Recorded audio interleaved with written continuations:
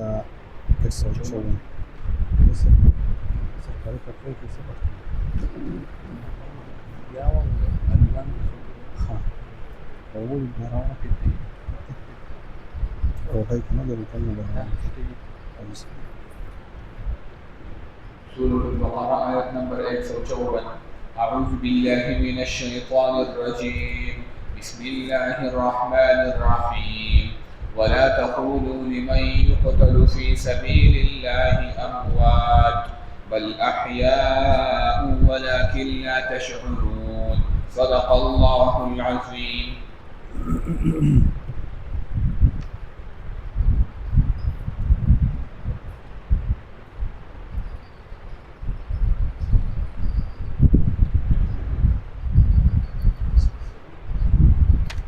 الحمد لله وحده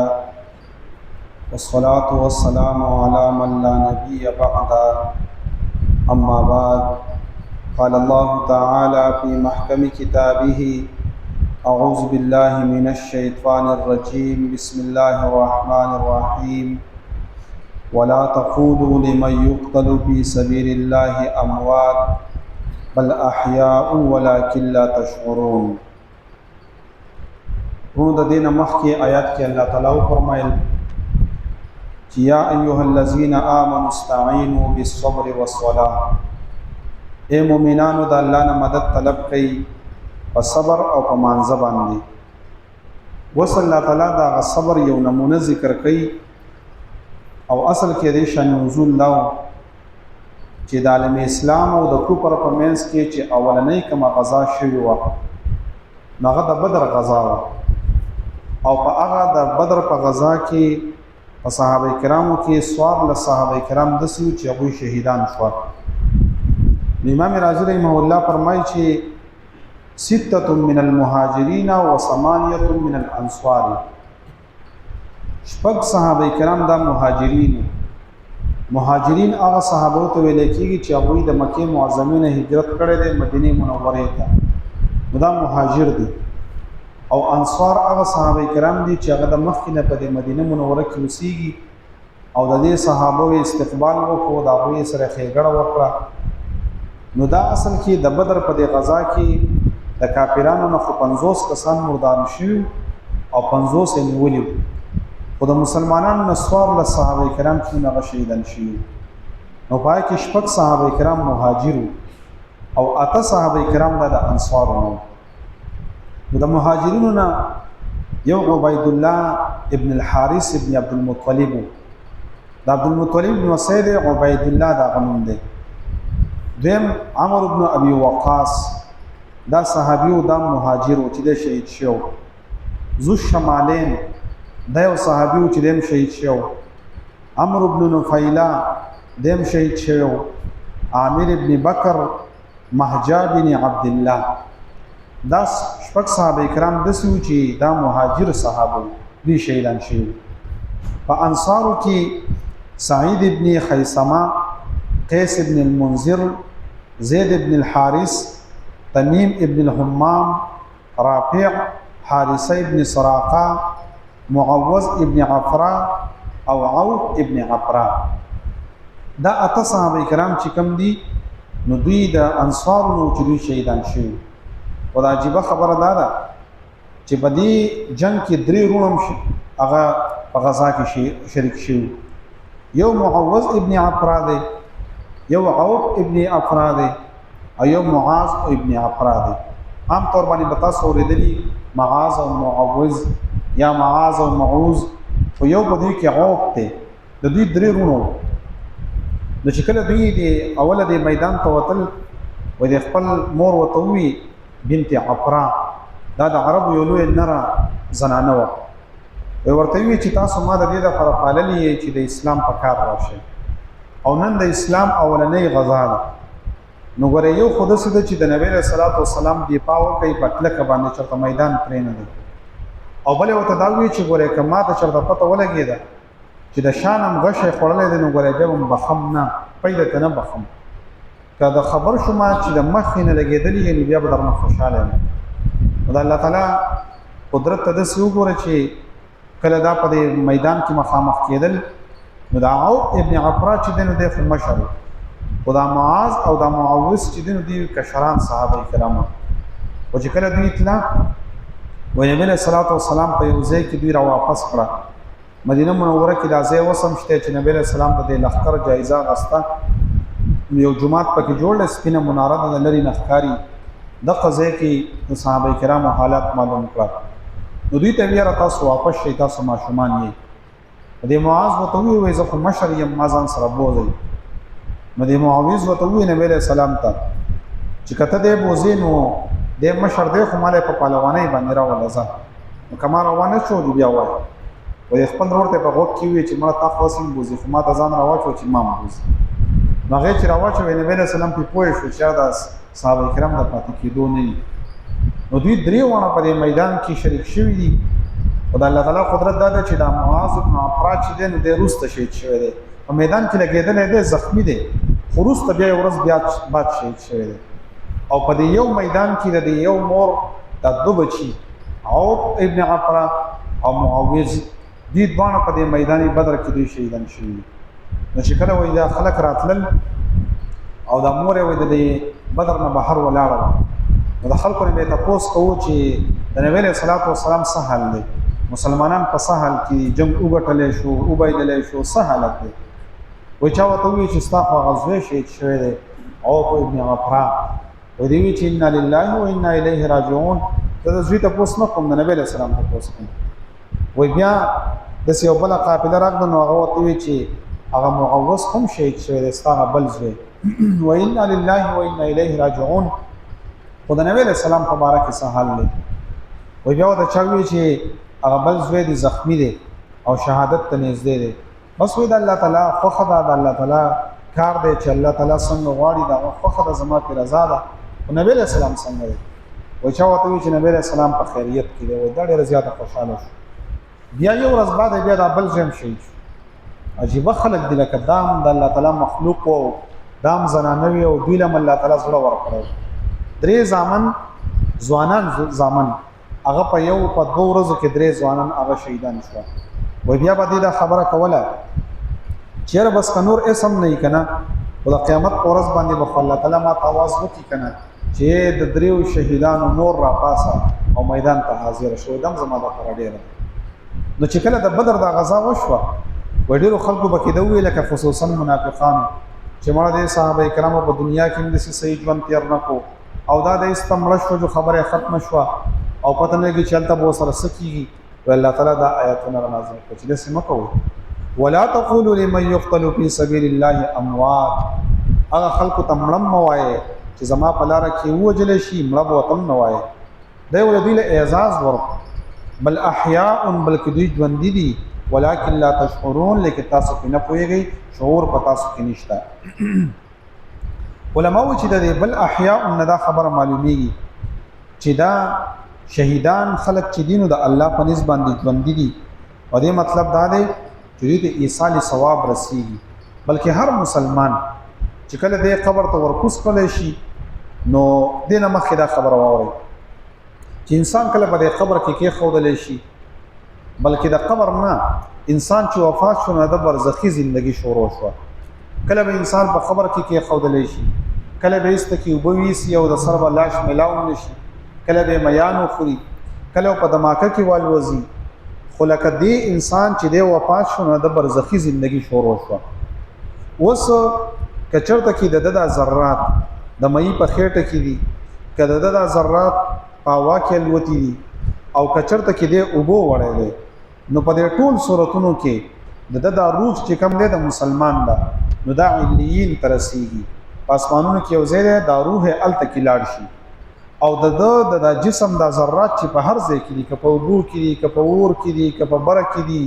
که ځمکې ته راولېدلې دي نو د دې روح د دې جسم سره تعلق برقرار دی نو چې څنګه الته کې روح په مزه کې دی نو د قشانت کې د جسم د ذرات تم اطمینان او سکون وته ملويږي او دا د هر مسلمان جسم ته او کدا کافر دی نو هغه عذاب ملويږي دا خبره معلومیږي خدا برزخی چې کم ژوند دی نو دا د هر چا مختلف دی لکه ګوره زمون دا جسم دی نو ټول جسم زمونږ ژوند دی خو د جسم بعضی سي چې دینو هغه ډېر حساس دي پاغي کې د ژوند ډېر دی لکه مثلا د ګوتې د اثر د چپدې باندې چت لګ ډېر وته پته لګي غوږ دې ته ډېر پته لګي او پوند چې کومه ده کاغه له سفر او بغنون نمبر احساس وته نه کیږي ولې دا خمړه نه ده خو پدې کې د ژوند ډېر دی او پدې کې د ژوند لکم دی نو د قشان د کې د انسان چې په دې برزخ کې دی نو یو انبیاء کرام دي نو دا غوی د ژوند ډېر زیات حساس دی ژوند پکې ډېر زیات دی یا دا غینه بعد شهیدان دي نو د انبیاء کرامو پسې په دیمه درجه باندې چې ژوند پکې ډېر زیات دی نو هغه شهدا دي او بیا دا غینه بعد چې څومره خلک نیکان دي نو غوی په برزخ کې هغه مر د غوی ژوندۍ مزیدار ده او هغه مر جسم هغه مزیدار دی دیو جن حدیثو کې راغلي دي چې الله تعالی په ځمکه باندې دا حرام کړی دي چې د پیغمبرانو جسم باندې خرابې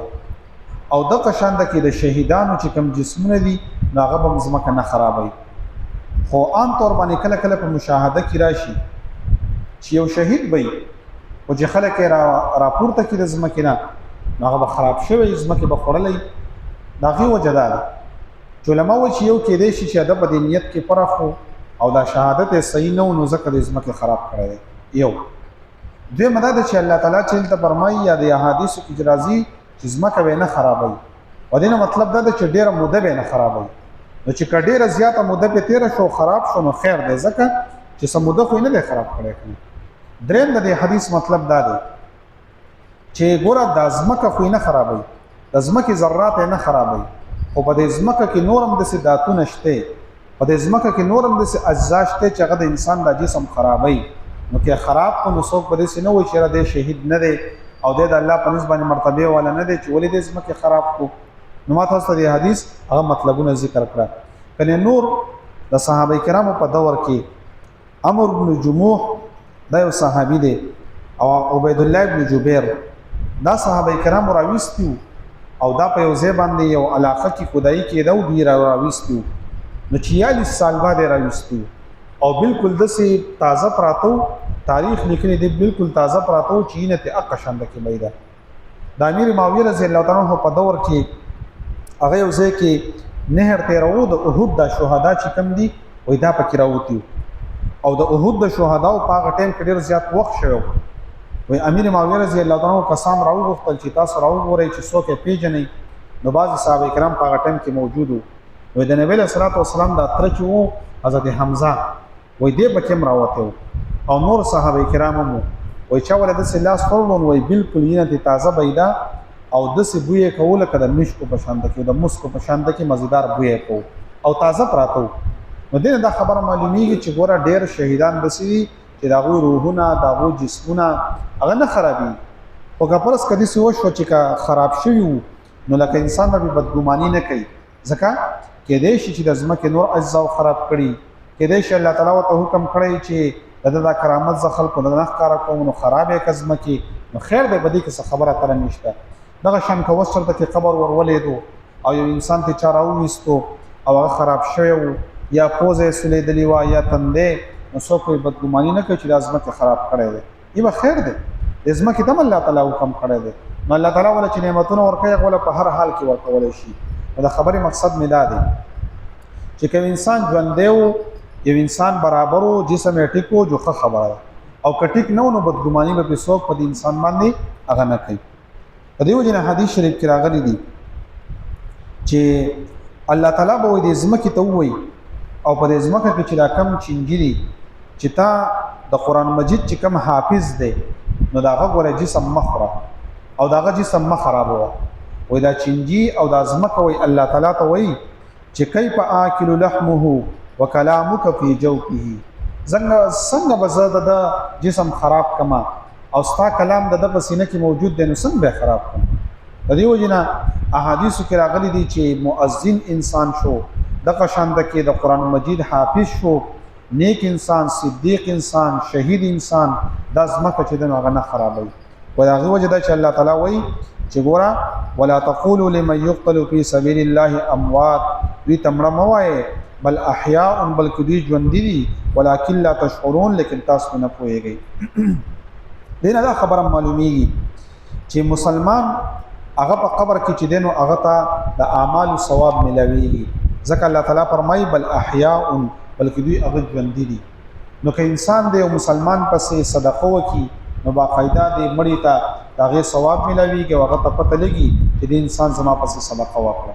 دیو جن دام معلومیږي الله تعالی بل احیاء ژوند دي. نو عذاب د قبر تم معلومیږي چې ګور د قبر عذاب حق دی که حق نه وي نو ولې الله تعالی به وی چې ګور بل احیاء بلکې دي چې دي هغه ژوند دي. علماء چې دا آیت یوازې د شهدا په اړه کې نه ده چې شهیدان ژوند دي بلکې مؤمن متقی انسان صالح انسان هغه ټول د الله په نسبت باندې هغه ژوند دي. بلکې آیت کې الله تعالی فرمایي چې ان ربهم يرزقون د رب په نسبت باندې رزق ورکول کیږي. او یو حدیث شریف کې دا راغلی دی چې کم انسان هغه شهید شي هغه که په غزا کې شهید شو یا د په نیک عمل کې شهید شو یا د شهداو چې کم اقسام دي لکه په وبو کې دی وفات شو په اور کې وفات شو په حادثه کې وفات شو دا ټول شهیدان دي. نو د دوی دا روحونه چې دي نو دا په جنت کې الله تعالی د شنو مرغو په ججور کې واچي او دا په جنت کې چکر لګي او د دې روح د دې جسم سره تعلق کی نو دا جسم هم خوشالي او دا روح هم په خوشالي کی. ځکه الله تعالی فرمایل چې بل احیاء بلکې دوی ژوند دي ولکن لا تشعرون لیکن تاسو هغه باندې نه پوهیږئ. نو دې آیات کې الله تعالی د شهداو دا غوي عزت او دا غوي اکرام ذکر کړي. ولا تقولوا او تاسو موایي لمن يقتلوا هغه چاته چې شهیدان کړل شي فی سبیل الله بلارت الله تعالی کې اموات مړو ته موایي بل احیاء بلکې دوی ژوند دي ولکن لا تشعرون لیکن تاسو په نه پوهیږئ. الحمد لله رب العالمين والعاقبة للمتقين الصلاة والسلام على رسوله محمد وعلى آله وأصحابه أجمعين. اللهم احسن عاقبتنا في الأمور كلها وأجرنا من خزي الدنيا وعذاب الآخرة. ربنا لا تزغ قلوبنا بعد إذ هديتنا وهب لنا من لدنك رحمة إنك أنت الوهاب برحمتك يا أرحم الراحمين.